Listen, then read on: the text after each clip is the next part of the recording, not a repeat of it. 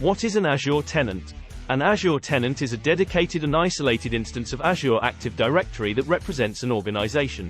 The tenant root group is the top-level group in the Azure AD hierarchy, and it serves as the parent group for all other groups and objects within the tenant.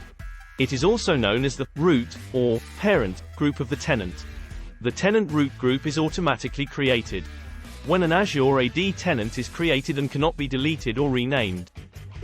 It serves as the starting point for organizing and managing Azure AD resources, such as users, groups, applications, and devices. The tenant root group can be used to apply policies and permissions at the highest level of the tenant. For example, you can use the tenant root group to apply a policy that requires multi-factor authentication for all users within the tenant, or to assign permissions to a global administrator. Additionally, you can use the tenant root group to organize and manage resources within the tenant by creating management groups and assigning resources to them. It's worth mentioning that, by default, the tenant root group is empty. It doesn't have any members, users, groups, or applications, and doesn't have any role assignments. It is only used as a container for other groups and resources within the tenant.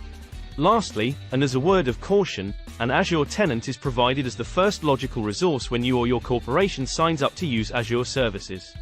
So, the most important lesson you can take away from this training is the tenant root must match your corporation's desired domain name.